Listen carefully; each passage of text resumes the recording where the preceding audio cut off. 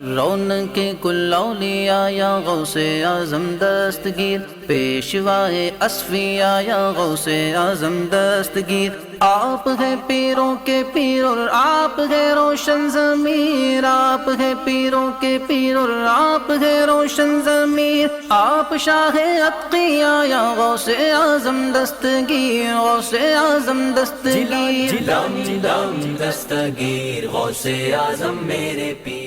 الحمدللہ رب العالمین والصلاة والسلام علی سید المرسلین، اما بعد فاعوذ باللہ من الشیطان الرجیم، بسم اللہ الرحمن الرحیم، الصلاة والسلام علیک یا رسول اللہ، الصلاة والسلام علیک یا حبیب اللہ، الصلاة والسلام علیک یا نبی اللہ، وعلی آلک واصحابک یا نور اللہ۔ مدنی چینل کے ناظرین، الحمدللہ عز و جل آج احکام تجارت نہیں ہے لیکن سلسلہ ہے، اور سلسلہ ہے امام الاولیاء۔ انشاءاللہ عز و جل حضور غوث پاک رضی اللہ تعالی عنہ کی شخصیت کے اور آپ کے اوصاف کے تناظر میں اس سے متعلق کچھ گفتگو کریں گے۔ درود پاک کی فضیلت شامل کرتا ہوں اور پھر بڑھتے ہیں مفتی صاحب کی طرف۔ کچھ سوالات میرے پاس بھی ہیں، کچھ آپ کی بھی کالز وغیرہ ہوں گی، انشاءاللہ شامل کرتے رہیں گے۔ نبی رحمت شفیع امت صلی اللہ علیہ وسلم کا فرمان ذی شان ہے، جو ہر روز 1000 مرتبہ مجھ پر درود پاک پڑھے گا وہ مرے گا نہیں یہاں تک کہ جنت میں اپنا مقام دیکھ لے۔ صلو علی الحبیب صلی اللہ تعالی علی محمد صلی اللہ تعالی علیہ وسلم۔ بلا تاخیر سوالات کی طرف بڑھوں گا۔ مفتی صاحب، سب سے پہلی بات یہ کہ ولی، ولایت اور غوث کے معنی کیا ہیں؟ کیونکہ ہم سنتے ہیں غوث اعظم ولی ہیں اور پھر مقام ولایت ہے، تو اس کے حقیقی اور صحیح معنی ہیں کیا؟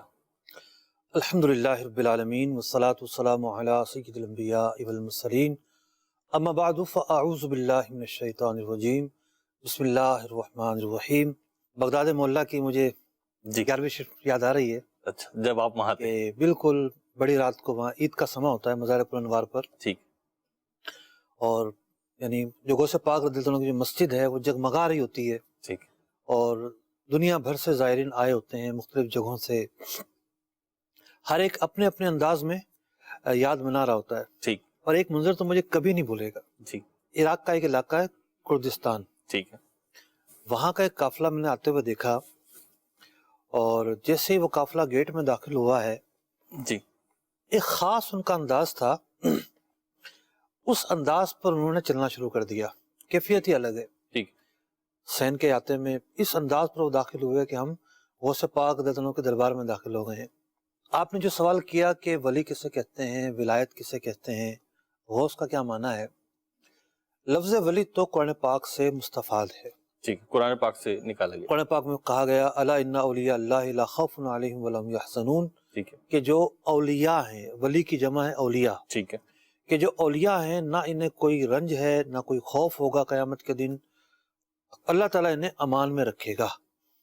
جی، جو اللہ تعالیٰ کے دوست ہوں گے، مقرب ہوں گے، ولی ہوں گے، اولیاء ہوں گے۔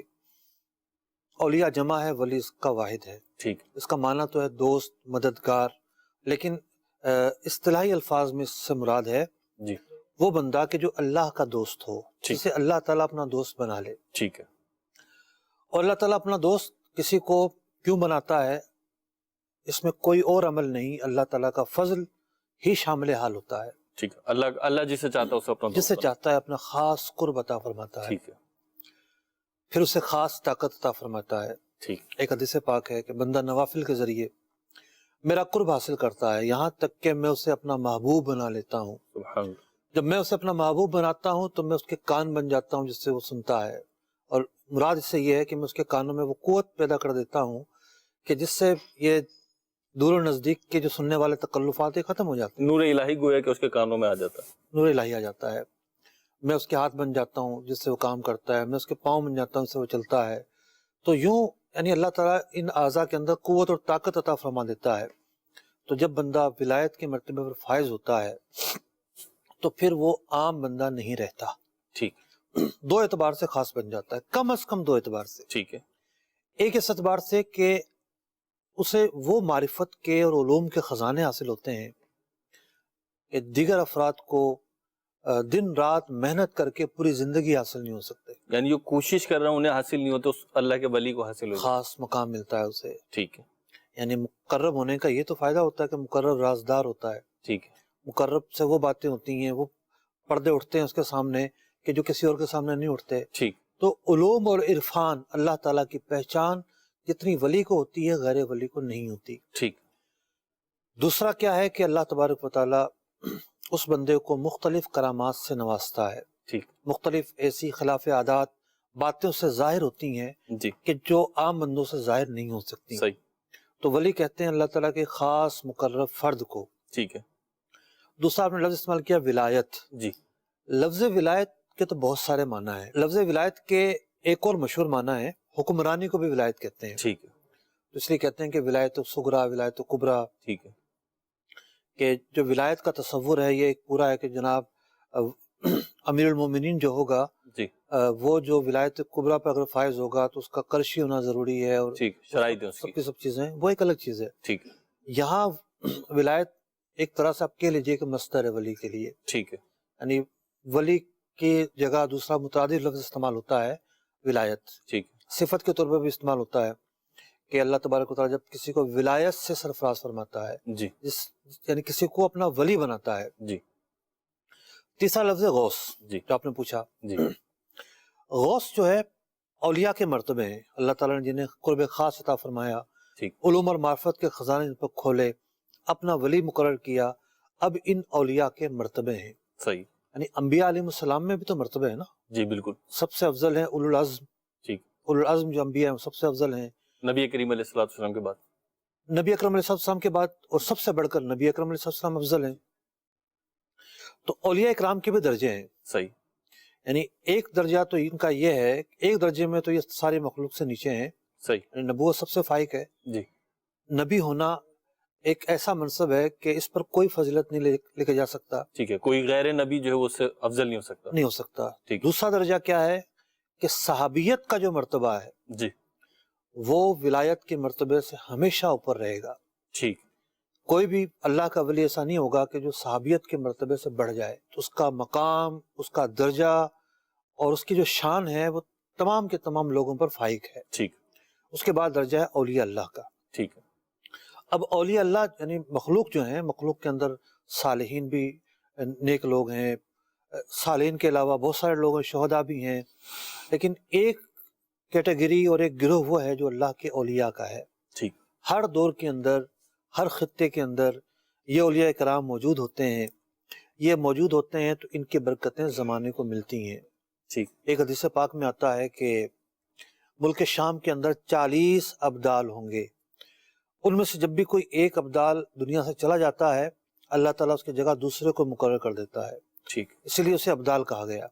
बदली होती रहती है। ठीक, 40 से फिगर कम नहीं होता। सही, फरमाया इनकी वजह से बारिश होती है, अल्लाह, इनकी वजह से रिस्क दिया जाता है, इनकी वजह से तुम पर दुश्मनों के मुकाबले में फतह दी जाती है। अल्लाह अकबर, ये बरकत वाले लोग हैं गोया, बरकत वाले लोग हैं। तो औलिया की एक कैटेगरी से अब्दाल कहते हैं, सही, एक कैटेगरी उसे अवतार कहते हैं, ठीक, एक कैटेगरी है उसे कुतुब कहते हैं, जमा इसकी अकताब है, ठीक, और एक कैटेगरी है जिसे गौस कहते हैं। ठीक है, गौस जो है अपने ज़माने के औलिया का सरदार होता है। ठीक, कुतुब जो है वो अपने खत्ते के लोगों, खत्ते में जो औलिया होते हैं उनका सरदार होता है। ठीक, और बहुत नामी गिरामी बुजुर्गान दिन गुजरे हैं जो अपने अपने ज़माने के बड़े कुतुब रहे हैं, ठीक है, अकाबिर कुतुब में शुमार होते हैं।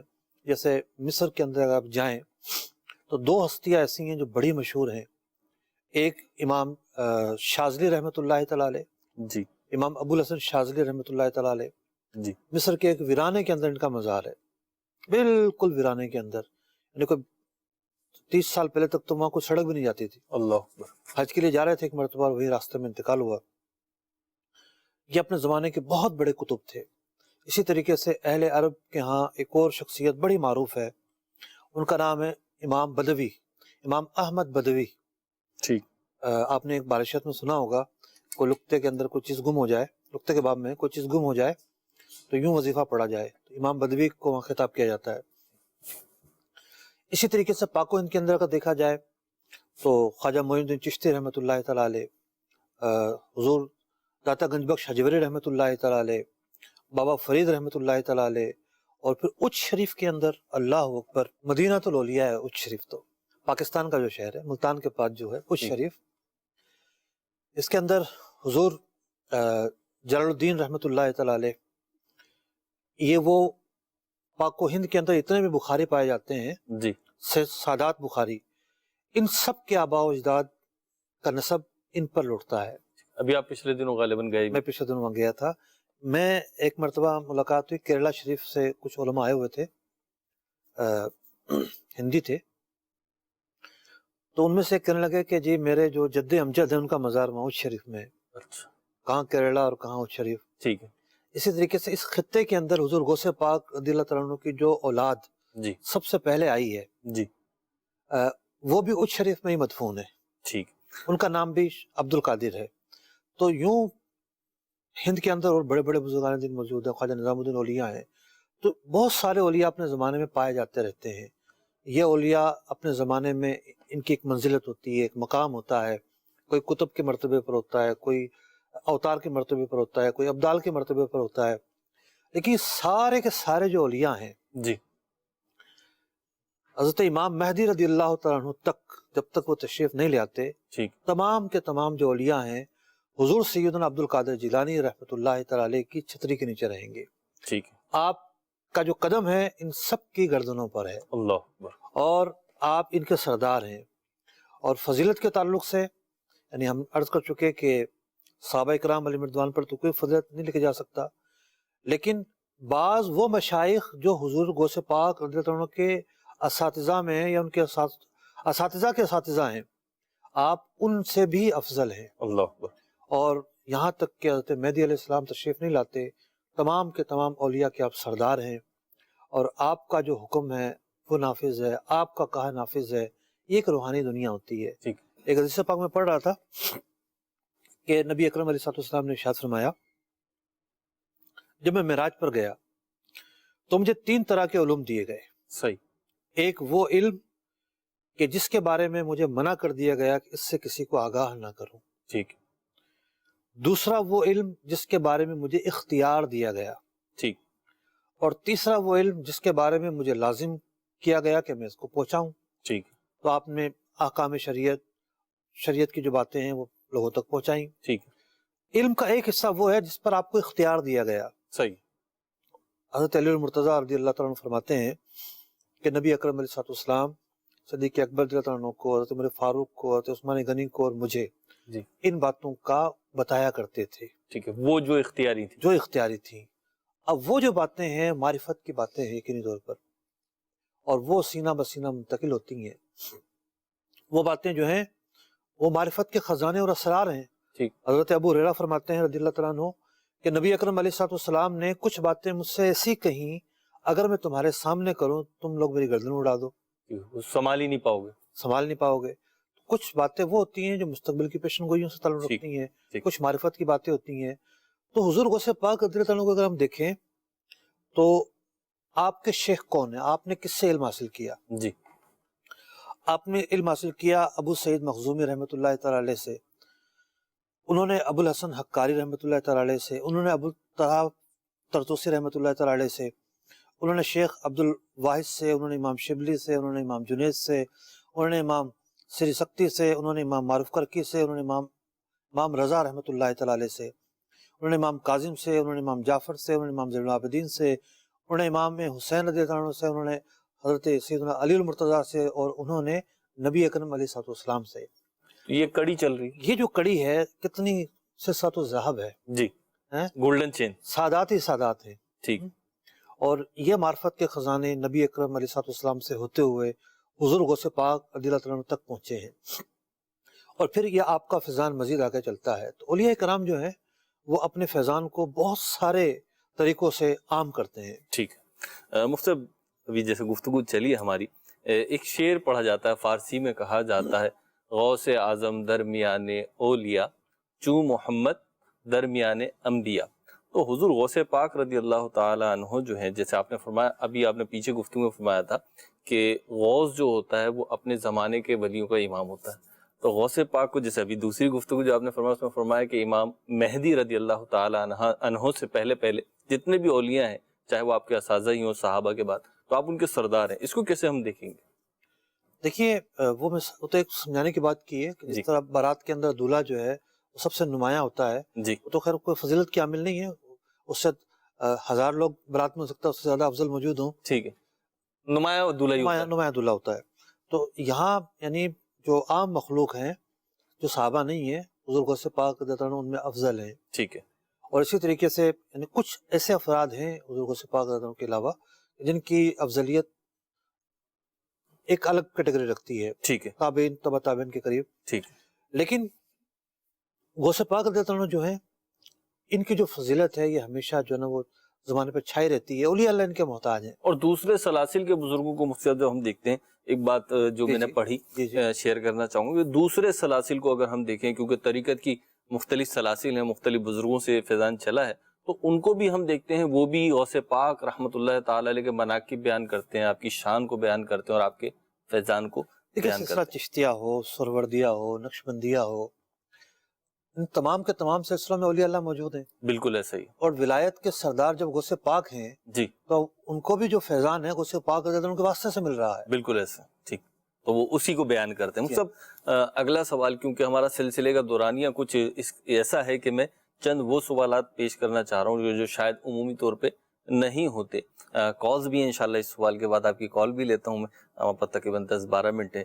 غوث اعظم رحمۃ اللہ تعالی علیہ جیسے کہ ولی کامل ہیں، بلکہ ولیوں کے سردار ہیں، امام الاولیاء ہیں اور محبوب سبحانی ہیں آپ، تو آپ کو ہم دیکھتے ہیں کہ باوجود اتنے بڑے مقام اور مرتبے کے، سارے اولیاء کا سردار ہونے کے، اتنی زیادہ عبادات اور ریاضات، بہت زیادہ نیکیوں کی طرف مائل، تو اتنی کثرت کیوں؟ ایسا کیوں؟ آج ہم دیکھتے ہیں لوگوں کو ذرا سا کچھ جو ہے جناب، یعنی میں سمجھانے کے لیے مدنی چینل کے ناظرین کو اگر کہوں تو نماز کا اگر چھوٹا سا نشان پڑ گیا ہے تو وہ تو پھر زمین پہ بعض ہوتے ہیں ایسے بیچارے کہ وہ قدم نہیں رکھ رہے ہوتے، وہ تو اپنے آپ کو بہت کچھ کہہ رہے ہوتے ہیں، حالانکہ بعض اوقات تو یہ بھی نہیں ہوتا۔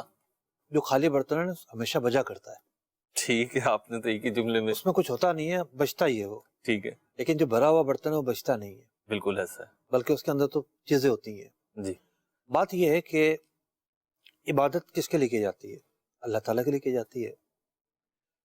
جس طریقے سے ہم کھانا کھاتے ہیں اور نڈھال آدمی کھانا کھائے تو اس میں جان آ جاتی ہے، جی، عبادت تو ان کی سب سے پہلی خوراک ہے۔ اللہ اکبر، یعنی عبادت میں جو مزہ اور جو لذت اور عبادت کے ذریعے جو قوت انہیں ملتی ہے، ٹھیک، دنیا کی کوئی اور ایسی چیز نہیں ہے جو انہیں وہ لذت اور وہ قوت دے سکے۔ بڑی پیاری بات ارشاد تو یہ اولیاء کرام جو ہیں یہ عبادت کے ذریعے تو اللہ تعالیٰ کا قرب حاصل کرتے ہیں، ٹھیک، اور اللہ تعالیٰ کا قرب کیا ہے؟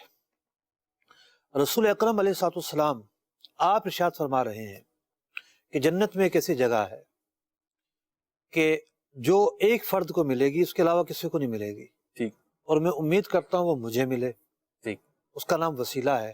ٹھیک، فرمایا میرے لیے تم اس وسیلے کی دعا مانگو، اللہ اکبر، اور جو یہ دعا مانگے گا اس کے لیے جنت لازم ہو جائے گی۔ اللہ، تو اللہ تعالیٰ کی بارگاہ میں مراتب بڑھنے کی جو دعا ہے، جی، نبی اکرم علیہ الصلوۃ والسلام اپنے بارے میں فرما رہے ہیں، اللہ اکبر، جو سب سے بلند ہے، سب سے بلند ہے۔ اور پھر ہم دعا کرتے ہیں نا، اے اللہ ہمارے آقا پر رحمت نازل فرما، جی، درود پاک جو ہے، دعا کرتے ہیں، جی، تو اللہ تعالیٰ کی جو بارگاہ ہے اس بارگاہ میں منزلت، مرتبہ اور درجات، اس میں اضافہ ہوتا رہے گا۔ اس میں اضافہ کوئی یہ نہیں ہے کہ وہ ڈیڈ ہو گیا اور اس سے آگے کوئی اضافہ نہیں ہو سکتا۔ تو جو اولیاء ہیں وہ اللہ تعالیٰ کا مزید قرب پانے کے لیے، مزید قرب پانے کے لیے، اس سے زیادہ قرب پانے کے لیے عبادات میں مشغول رہتے ہیں، ٹھیک، اور پھر ان کے مختلف حال ہوتے ہیں۔ صحیح، یعنی ایک عرصہ وہ گزرا کہ چلہ کشی میں ہی رہا، ٹھیک، جنگلات میں نکل گئے، جی، بھوکے پیاسے رہے۔ ایک آپ کی کیفیت وہ تھی کہ آپ نے معاشرت اختیار کی، آپ لوگوں میں آ گئے، بغداد مولا میں درس و تدریس کا سلسلہ شروع کر دیا، جی، مسجد بھر گئی، عیدگاہ میں چلے گئے، عیدگاہ بھر گئی، میدان میں چلے گئے۔ یوں ایک وقت ہوتا ہے، یعنی اولیاء اللہ کے بھی درجے ہیں نا، ٹھیک، کچھ وہ ہوتے ہیں جو ساری زندگی چھپاتے رہتے ہیں اپنے آپ کو، ٹھیک، ظاہر ہی نہیں ہوتے، جی، کچھ وہ ہوتے ہیں کہ ان کو حکم دیا جاتا ہے کہ نہیں۔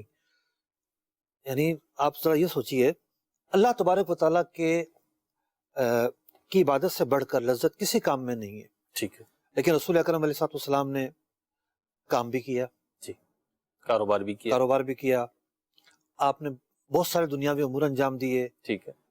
تو یہ کیوں دیے؟ تو آپ ارشاد فرمائیں. حکم تھا اس لیے دیے، ٹھیک ہے. حکم تھا اس لیے دیے. ٹھیک ہے. بعض اوقات جو ہے وہ علماء نے بعض باتوں کے متعلق لکھا کہ ممکن ہے اس لمحے نبی اکرم علیہ السلام کی جو توجہ ہے صرف اور صرف اللہ تعالیٰ کی طرف ہی ہو.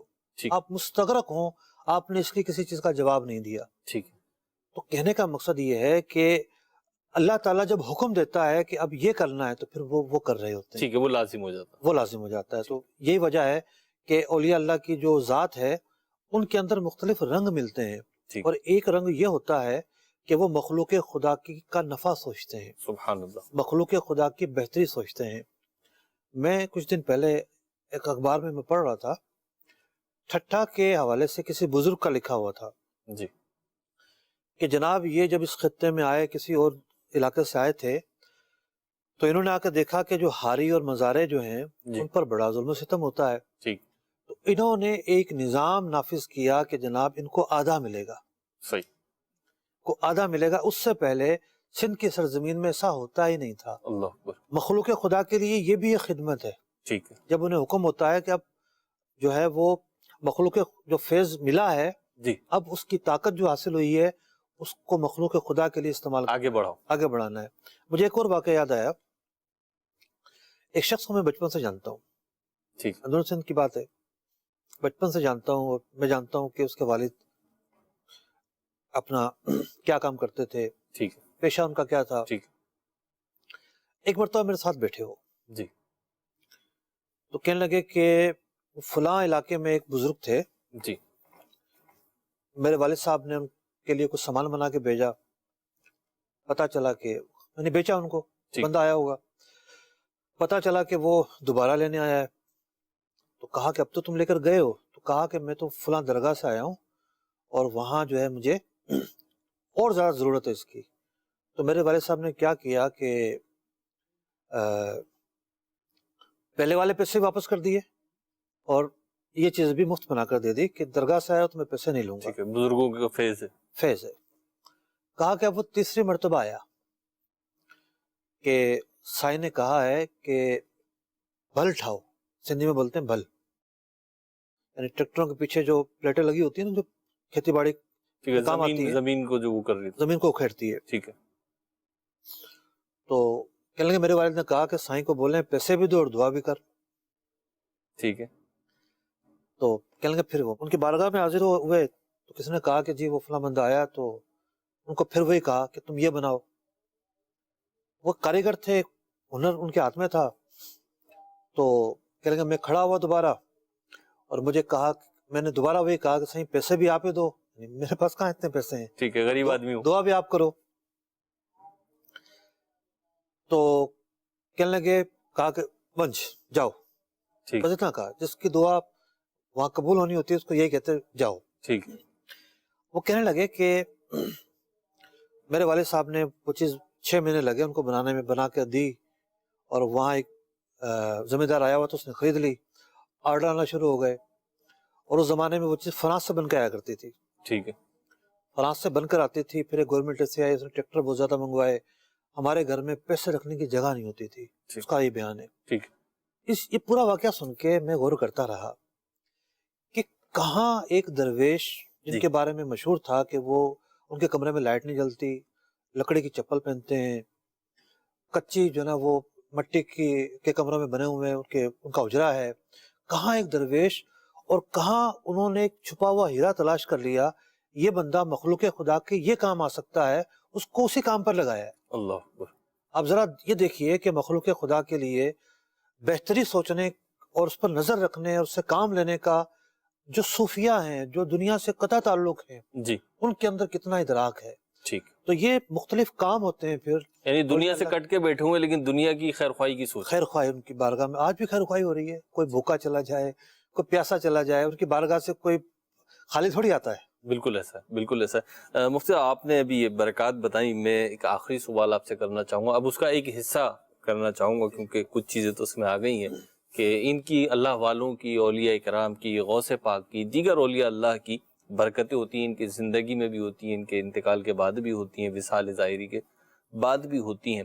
اور غوث پاک تو امام الاولیاء ہیں، تو ان سے جو نسبت ہے، ان کا سلسلہ طریقت جو ہے، قادریہ سلسلہ جو ہے، اس میں جب کوئی شخص داخل ہوتا ہے تو اس کو کیا بینیفٹس اور کیا فوائد حاصل ہوتے ہیں. اور ایک بات یہ ہے، لوگ سوچتے ہیں کہ جی دیکھیں وہ تو پہلے کے دور کی باتیں ہیں، یہ سب کچھ ہوتا تھا، تو آج مجھ جیسے کو فیضان کیسے ملے گا؟ اب پہلے کے دور میں تہذیب تھی، اب تہذیب نہیں ہے. ٹھیک ہے، پہلے کے دور میں خشوع خضوع زیادہ تھا، دینداری زیادہ تھی، اب نہیں ہے. آج کے دور میں تو زیادہ اس بات کی ضرورت ہے کہ ہم یہ گیپ ختم کریں. جس وجہ سے گیپ آیا ہے، گیپ کس وجہ سے آیا ہے؟ جی. گیپ بے حیائی کی وجہ سے آیا ہے، بدعمالیوں کی وجہ سے آیا ہے، برے کاموں کی وجہ سے آیا ہے، بددیانتی کی وجہ سے آیا ہے. اور یہ سب چیزیں کیوں آئی ہیں؟ ہم نے اولیاء اللہ کی تعلیمات چھوڑ دی ہے. ٹھیک. یعنی ایک شخص جو ہے وہ داتا حضور کے بارگاہ میں جاتا رہے، کبھی کشف المحجوب کھول کے نہ دیکھے، اللہ اکبر. تو اس کی زندگی کے اندر وہ انقلاب برپا نہیں ہوگا. ٹھیک ہے. کہ وہ جس بات کے دائی بن کر آئے، جس بات کی دعوت دیتے رہے، جس طرف وہ بلانا چاہتے ہیں، وہ اس راستے کی طرف تو آنا ہی آنا ہے. ان کی تعلیمات کی روح حاصل نہیں ہوگی. روح حاصل تو کرنی ہے. تو پہلی بات تو یہ ہے، وہ کیا ایک ایسی چیز ہے جی. جو اولیاء اللہ کا دامن پکڑنے سے نقصان ہو جاتا ہے.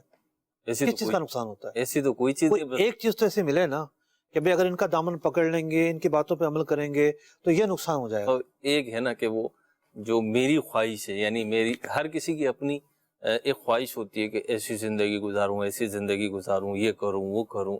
تو جب اولیاء کے دامن سے وابستہ ہوتے ہیں تو اس میں سے بہت ساری چیزیں چھوٹ جاتی ہیں. جیسے اگر کوئی شخص ناموری چاہتا ہے کہ جی میں مشہور ہو جاؤں کسی طریقے سے، تو اہل اللہ جو ہیں یہ تو اس طریقے کی ناموری کو پسند نہیں فرماتے. دیکھیے، ہم کچھ فوائد پر بات کرتے ہیں جی. کہ اولیاء اللہ کے دامن سے وابستہ ہونے کے فوائد کیا ہیں. جی. سب سے پہلا فائدہ ہے ایمان کی حفاظت. ٹھیک ہے. ایمان کی حفاظت کیوں ضروری ہے؟ کہ جب آپ نے اپنا آئیڈیل کسی اللہ تعالیٰ کے ولی کو بنا لیا ہے، جی. حضور سیدنا غوث اعظم رضی اللہ عنہ کا کوئی ماننے والا ہے، جی. کوئی فنکار ہو، کوئی اداکار ہو، کوئی بے ہو، کوئی نجومی ہو، کوئی کیسا ہی ہو، وہ کسی کی نہیں مانے گا. جی. کہے گا کہ نہیں، غوث پاک کی تعلیمات کے یہ خلاف ہے. ٹھیک ہے. اس کا ایمان محفوظ رہا. بالکل. پھر ایمان کے اندر جو قوت ہے، روحانی قوت، جی. اس کا فائدہ ملتا ہے. ٹھیک. کہ جب بندہ اچھے لوگوں کی عقیدت اس کے دل میں ہوتی ہے تو پھر اچھائیاں اس کے دل میں آتی ہیں، وہ راستہ کھول دیتا ہے. صحیح. ہمارے ہاں کوئی بدلتا ہے اور کوئی نہیں بدلتا، ان دونوں کے درمیان فرق کیا ہے؟ ایک اپنے دماغ کا راستہ بند کر کے بیٹھا ہوا ہے، صحیح. اس کے اندر اچھی بات جا ہی نہیں رہی. ٹھیک. سمجھانے والا سمجھا رہا ہے، اذان کی آواز اس کے کانوں میں آ رہی ہے، بھلائی کی باتیں اس کے دل میں آ رہی ہیں، لیکن اس نے راستہ بند کیا ہوا ہے. ٹھیک. تو جس نے اپنا تعلق اولیاء اللہ سے جوڑا ہے، اس نے اپنا راستہ کھول لیا ہے. ٹھیک. اس کے دل کے اندر وہ کھڑکی ہے کہ جس کے اندر سے اچھی باتیں جاتی ہوتی ہیں. صحیح. وہ ان باتوں سے متنفر نہیں ہوتا، ان باتوں کو برا نہیں سمجھتا. ٹھیک ہے. انسیت ہو جاتی ہے. انسیت ہو جاتی. یہ وہ ہتھیار ہے انسیت کہ اہل اللہ نے اس ہتھیار کے ذریعے اسلام پھیلایا ہے. سبحان اللہ. یعنی پورے معاشرے کو تبدیل کر دیا. اولیاء اللہ کے عقیدت مند ہوتے چلے گئے. یہ کام کرنا ہے، کیوں کرنا ہے؟ اولیاء اللہ نے یہ سکھایا ہمیں. جس سے محبت ہے وہ جو کہہ رہا ہے وہ پھر کر رہے ہیں. تو پہلی جو چیز، پہلا جو فائدہ حاصل ہوتا ہے وہ یہ حاصل ہوتا ہے کہ ایمان کی حفاظت ہوتی ہے. ٹھیک. دوسرا فائدہ کیا حاصل ہوتا ہے کہ آج دنیا کے اندر طرح طرح کے فتنے ہیں. کوئی اٹھ کر کیا کہہ رہا ہے، کوئی اٹھ کر کیا کہہ رہا ہے، کوئی اٹھ کر کیا کہہ رہا ہے. جب ہم اس کا علمی شجرہ نسب تلاش کرتے ہیں کہ بھئی آپ نے یہ باتیں کہاں سے لے کر آئے آپ، جی. پتہ چلتا ہے اس کا ابا فلاں ہے، اس کے بعد تو کوئی ہے ہی نہیں باپ. ٹھیک. یعنی روحانی باپ کوئی بھی نہیں ہے. صحیح. تو اولیاء اللہ کا دامن پکڑنے سے ایک روحانی باپ ملتا ہے. ٹھیک. ایک وہ جو آپ نے فرمایا تھا پیچھے سلسلۃ الذہب ہے، گولڈن چین ہے، اس سے وابستگی ہو جاتی اس سے وابستگی ہو جاتی ہے. یعنی جو دین ہے جس پر ہم عمل کر رہے ہیں، یہ ہمیں کہاں سے ملا ہے؟ فلاں سے فلاں سے فلاں سے فلاں ہے. سے بالکل. فلاں سینہ سے بہ ملا ہے. سینہ. پھر سینہ بہ سینہ ملا ہے، وہ فیضان ملتا ہے. پھر جہاں اولیاء اللہ موجود ہوتے ہیں، یعنی جی. جب وہ زندہ ہوتے ہوں گے ظاہری حیات کے ساتھ، تو ان کے کیا کمالات ہوں گے، کیا برکتیں ہوں گی. لیکن آج بھی وہ جہاں تشریف فرما ہوتے ہیں، ان کے مزارات دعاؤں کی قبولیت کی جگہ ہوتی ہیں. سبحان. حضرت مریم رضی اللہ تعالیٰ عنہ جس جگہ بیٹھ کر عبادت کیا کرتی تھیں، جی. حضرت سیدنا زکریا علیہ السلام نے وہاں دعا کی ہے. سبحان اللہ. قرآن پاک میں اس کا تذکرہ موجود ہے. بابرکت ہو گئی وہ جگہ. بابرکت جگہ ہو گئی.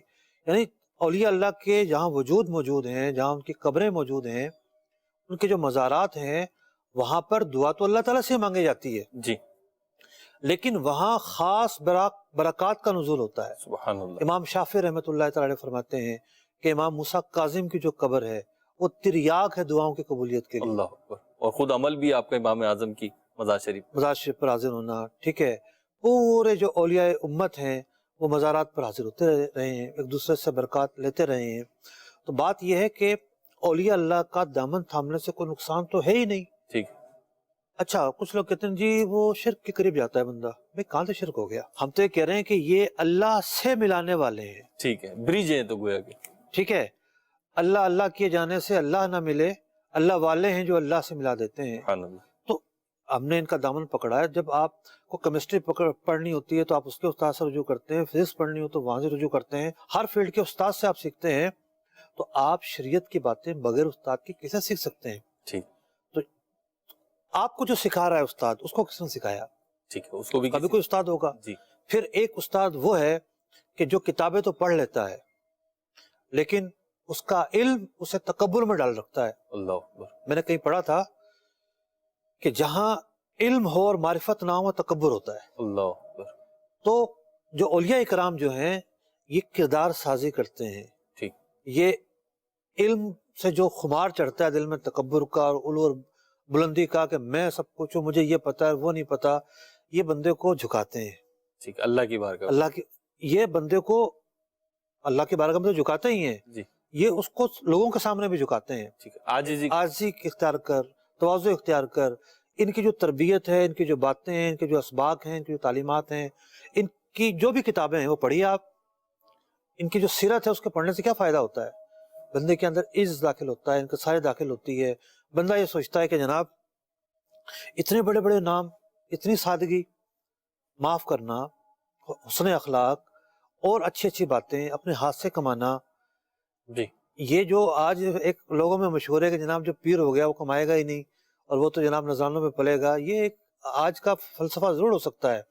کچھ لوگوں نے دکانداری کھول رکھی ہو, لیکن یہ جو معاملہ ہے یہ کوئی وراثتی نہیں ہے. ٹھیک. ایک شخص جو ہے وہ کامل ہے, اس کی اولاد کامل ہو ضروری نہیں ہے. یعنی اللہ تعالیٰ کا جس پر فضل ہو. تو ہم نے تو دامن پکڑنا ہے علم کا اور فضل کا. ٹھیک ہے ان کی اولاد کی کہ ہم تعظیم کرتے ہیں, ان کی اولاد نسبت میں اعلیٰ ہیں, لیکن اصل چیز کیا ہے؟ تعلیمات. جہاں عمل نہیں ہے ہم وہاں اس کو فالو نہیں کریں گے. ٹھیک. تو آپ دیکھ لیں پاک و ہند کے اندر کتنا فیضان پھیلا ہے.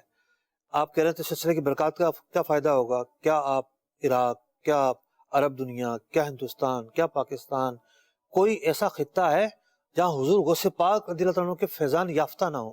بالکل نہیں ہے. ایک خطہ نہیں ہے. میں اہل سوڈان سے ملا, اور کسی سوڈانی سے آپ ملیں, دیندار آدمی ہو, اس سے پوچھیں غوث پاک رضی اللہ عنہ کو جانتے ہیں؟ ہاں. کہے گا کلنا قادری, ہم تو سارے کے سارے قادری ہیں. سبحان اللہ. کیا الجزائر, کیا مغرب. تو حضور غوث پاک وہ ہیں کہ جن کی ولایت کا ڈنکا پورے عالم کے اندر ہے. سبحان اللہ. وہ اولیاء کے سردار جو ہیں, امام الاولیاء جو ہیں. بالکل. اللہ رب العزت ہمیں عمل کی توفیق عطا فرمائے. یقیناً موضوع تشنا رہ گیا, آپ کی کالز بھی ہیں, میرے پاس بھی سوالات ہیں, اور مجھے امید ہے کہ مفتی صاحب نے بھی بہت ساری باتیں کرنی ہے, لیکن مدنی چینل کی اپنی ایک FPC, اپنا ایک رن ڈاؤن ہے, ایک سلسلے کے بعد دوسرا سلسلہ ہے, اور یہ سب کچھ اس لیے ہے کہ دین کے احکام, دین کا پیغام ایک حکمت عملی کے ساتھ ایک اچھے انداز سے آپ تک پہنچتا رہے. دیکھتے رہیے مدنی چینل. صلو علی الحبیب صلی اللہ تعالی علی محمد صلی اللہ تعالی علیہ وسلم. رونق کل اولیاء یا غوث اعظم دستگیر, پیشوائے اصفیاء یا غوث اعظم دستگیر. آپ ہے پیروں کے پیر اور آپ ہے روشن ضمیر, آپ ہے پیروں کے پیر اور آپ ہے روشن ضمیر. آپ شاہ اتقیاء یا غوث اعظم دستگیر, غوث اعظم دستگیر, جلام دستگیر, غوث اعظم میرے پیر.